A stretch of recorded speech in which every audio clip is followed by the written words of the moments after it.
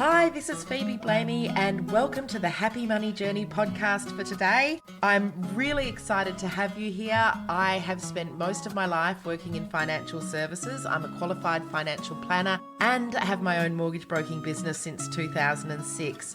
I know that as a busy woman, it's really hard to get your life into some sort of shape. And so I'm here to help you on your own happy money journey.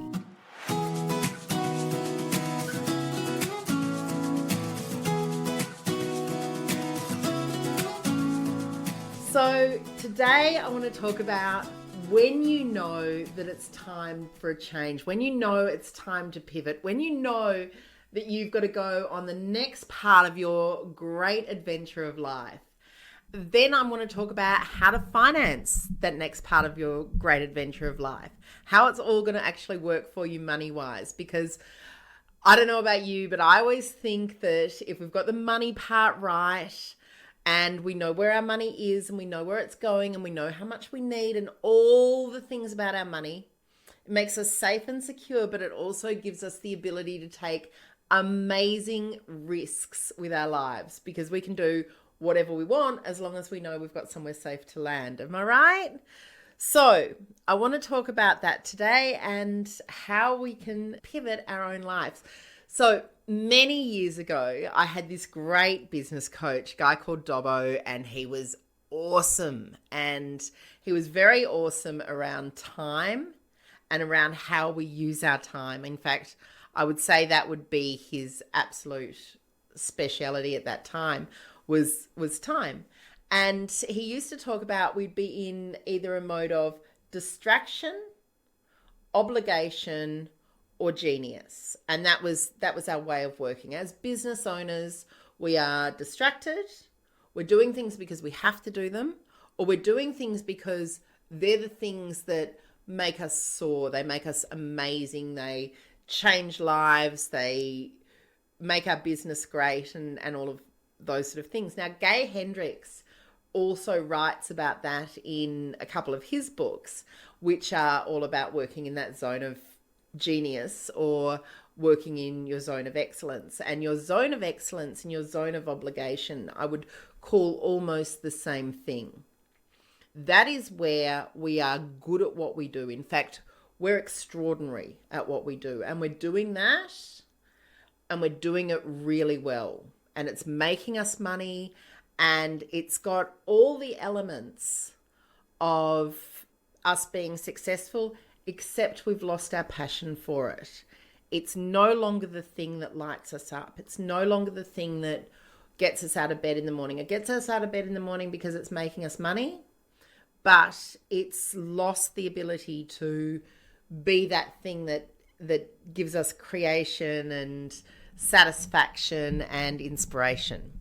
So, how do we get out of the focus of obligation into the focus of genius? And I recently saw a really good friend of mine do this, and she did it. She has a very, very successful business and was doing very well at what she was doing, but it was no longer satisfying her. And this is how I met her. I met her in my coaching course when I was doing my graduate certificate of coaching, and I met her there, and she was moving from this quite successful business that she'd run by herself for very many years and into this coaching business, which is related to the business that she had, but not the same. So she might have been able to get some customers from it, but maybe not. And it was a big stretch for her. And she's taken on various roles to improve herself and improve her skills. And when you do the coaching and you want to be in a specific band of coaches, you have to do like 500 hours or 1,000 hours of coaching and be mentored for a certain period of time. It's very hours intensive. And watching her do all the work that she's got to do to make sure that by the time she finished her graduate certificate, she was pretty much ready to go, has made her my hero. She's been great. And I look at that and I think there was a woman that didn't need change. She didn't need to do anything different in her business, but she chose to do something different and she chose to put the energy and effort into it, get inspired about it. And does really well at it, like in a quite short time, but gets to work in that zone of genius where she gets to be creative and enjoy what she's doing and make the change or be the change that she wants to see in her own business, in her own life. So how do we know then that it's time for us to make a change? And one of the things I think is I just feel it. I feel it in my guts. I know that I'm no longer satisfied or happy doing what I'm doing, even though there are elements of it that I enjoy.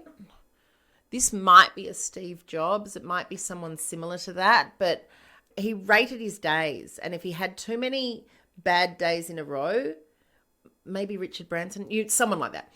Anyway, too many bad days in a row, and he'd start to look at needing change, needing to do something different. Mine is I get into like repetitive patterns. I avoid some of the work that I am obliged to do. I start skipping things that I know that are important, and I kind of let myself float, I want to say, for a while. So they're my signs of something's missing, something's not going right. And of course, within that, there's a huge amount of procrastination because I don't want to jump into doing that thing that I don't want to do because it's no longer fulfilling me, because I'm no longer happy doing it. Then I've got to find that thing that is going to drive me, that's going to make me happy, that's going to give me that fulfillment. And that's not always available. It's not always something that you can see clearly. So when you're looking for what's next, that can be challenging as well. And that can be part of the reason that we're stuck. I remember when I was at Aussie and I'd done a really good job with my team, and I'd really built some people up, and they were great mortgage brokers, and I'd put a lot into their training and their development and all of those sort of things. And I kept thinking, what's next for me though? And what's next for me was actually being drawn into running my own business. And I made some great mistakes, which I've told you about in other episodes, so I won't go into them now. But I also made some great learnings, and I've worked in that zone of getting that right and looking at different succession plans and doing all the things that I've been doing in my business for many years now. And I know that moving on to doing something new is scary. It's big. It feels overwhelming. We've got a little voice in our head, and we all have this little voice in our head or sitting on our shoulder saying, you can't do that. Who do you think you are to do that? Who do you think you are to take on that new project, new business, new structure, new thing? And if you don't do it, someone else is going to do it, right? Success is such a personal thing too. Success for some people is 6-7-figure businesses. For others, it's the number of people we've helped. For others, it's the reach we're getting across the world, whatever it is. I think the first thing that you need to know is, what do you want to do? What do you want to give to the world? What's your special gift, your secret talent, the thing that you've always kind of held back from doing? And if you can't find it, then it can be a really good exercise just to play, just to go and build something or craft something or cook something or spend a bit of time in the garden. Just think, what if I could do anything? If money was no object, if I had $100 million in the bank, what would make me wake up in the morning? What would get me there? What would get me through my day, week, month, fortnight? And once you've played on that and thought about that for a while, write it down in your journal, because sometimes when you see that thing, it's foggy and it's not clear, and other times it's crystal clear. So as soon as you've worked that out, you already know that you want change. You're on the verge of change. You know that something has to give, something has to be different. What are the things you do? What is it? So you've taken some time and you've had a little play and you've let it sink in and you've worked out what your thing to do is. And I don't expect you to be doing this while we're on this podcast. I just want to talk about it because I just want to plant the idea in your head so that when you get to that point in whatever you're doing at the moment and you're feeling slightly dissatisfied and you're feeling like there could be some more, there could be some excellent things you could be doing. You could be having more fun. You could be having more joy in your life. You could be doing something immensely more satisfying than you're doing at the moment. I want you to come back to this, and not necessarily this podcast even, but this thought. So you write down what it is that you want to do. You start working from the end back to the beginning, and you start thinking about, well, if I'm going to really do this, how much money do I need? Because you need money. Like, you need money to start up a business, but you also need money to live on. Most of us can't just walk out the door and go, I'm fine. We need to be able to plan these things. So planning your money, planning around how you're going to deal with those days where shit just doesn't work, planning who you're going to take on this journey with you, planning on what you're going to need to invest in yourself, and planning on learning from your mistakes as well. So when I was watching my friend do this, I watched her, like, she had her money. She was running her business. She knew what she needed. She is also married, so she has the security of having, husband at home with her. Like, she's not on her own financially, and that's really important. Although I haven't delved deep into her money situation, I just think that having that backup person can be really amazing, particularly when you want to start something new. She invested in herself. She invested in her training. She invested in her study. And she's done this amazing, she's got amazing results, but she's really invested in getting the hours and getting the mentoring and getting all the things that needed to be a fully qualified coach. And coaching's an interesting one, because if you switch on Instagram, you will know that there's a lot of people out there that are coaches, and not all of them are qualified, and some of them aren't even coaches, and some of them aren't even really mentors. They're just people who think that they know a little bit more about what you should be doing with your life than you do. So finding someone that's got that qualification, understanding, does the whole International Coaching Federation thing, I'm on board with that. I think that's really important, and she's put a lot of work into doing that. The making mistakes, I'm not so sure about in her particular situation, because we just haven't got there yet. She hasn't been running the business for long enough.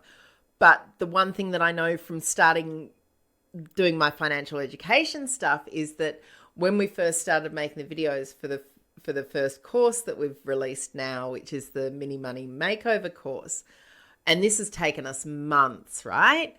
And now no longer would. We made so many mistakes. We as a team did so many different things that we need not have done. We flew by the seat of our pants, particularly me, who, thinks I can just go on and have a chat, and that's not what that financial education piece needed to be. And we improved it, and we made it better, and we did it in small iterations, and we learned what we did, and we did our user experience testing, and we got more feedback, and we went back and did it again. And so we can call them mistakes, or we can call them learning opportunities. But in other fields, like I've made big mistakes in investments. I've lost money. I've lost time. I think we learn from our mistakes if we let ourselves. And I think that's a really important part of when we start to pivot, to be able to look back and be really realistic about what we've done and who we are and why we want to pivot and what we're walking away from, but also what we're walking toward. So let's talk about your money now. And let's talk about your money in very simple terms, just so that you can get your head around what it is that you're going to need for yourself and for your business. Now, business costs can be fixed and variable. For the purpose of this exercise, and only for the purpose of this exercise, we're going to assume that your business costs, let's not talk about a variation per unit, because it's just going to add a layer of complexity that we don't need. I just want to talk about, here are your rough costs for running your business, and here is the money that you need to make out of it. So let's say you're selling at $1,000 a unit, whatever you're selling, whatever your product is, and it costs you $500. So rent, printing, production, whatever it is per unit, you've worked out the cost is about $500 a unit. you need to take an income for yourself personally of $5,000, which means that you need to sell 10 units at $1,000 to be able to cover your business expenses, plus have enough money left over to cover your personal expenses or pay yourself. That's pretty much how you work that out. I'm going to write that down for you, and then I'm going to give you a far more complex sheet where you can actually get into it and have a look at what your fixed costs, your variable costs, what some of your overheads needs to be, making sure you're taking into account your basics, your discretionary and your luxury expenses for your personal, because, you know, do you really want to miss out? And you can take your own money and you can invest your own money in business, or you could get loans. Like, there's a whole lot of ways you can set yourself up. But whatever you do, you need to be able to cover those expenses monthly. So that's the place you start before we start thinking about anything else at all, is what do you need? And then from there, we can start thinking about how the business is designed, what the products are. We can do the vision exercise of taking ourselves 3 years into the future and have a look at what our business looks like then, and then taking ourselves back. We can use all the strategy stuff that we've got. We can use the business templates. And one of my favorite things to do, and all of my one-on-one customers know this, or clients know this is the Post-it note party. I love doing stuff like that, where we just get creative and inventive and we just start working through things and then kind of fine it all down and work it into a business and give ourselves some suggestions and start really thinking about what it is that we want and who we want to be while we're doing it. And once we've got that, we know our money, it's then easy to put those two things together and find the thing that is going to lift you up, that's going to elevate you, that's going to bring you that sense of joy and satisfaction that you can only get when you're doing something that you're really passionate about. So if you are sitting there in your zone of obligation, if you're working to excellence without feeling inspired and you feel like you want to change, then have a look at our worksheet that works out how much money you're going to need. And then maybe go back to episode 1 of season 2 and do the visioning exercise, because that can really get you there as well. So we're here for you as always. And this week, our giveaway is going to give you an ebook of the Happy Business Journey, which is an ebook that we produce to give you that overview of your business, but also some of the more practical tips about starting a business and running a business and some of the stuff that you just need to know. So jump into that if that helps. We'll have a worksheet around your numbers to give you a bit of inspiration around that. And I can't wait to see you and talk to you again next week. Thank you so much for having me. Enjoy your journey. Thank you for listening to our podcast. My name is Hannah and I am the producer of this podcast, along with Joshua Dean Graham.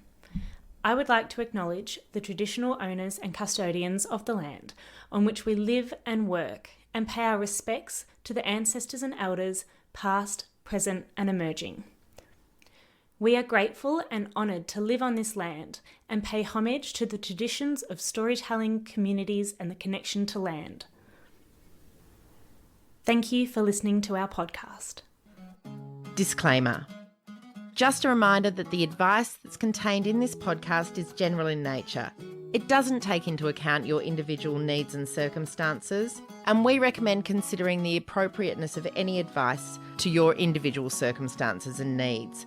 We always recommend seeking the advice of an expert before making any financial decisions.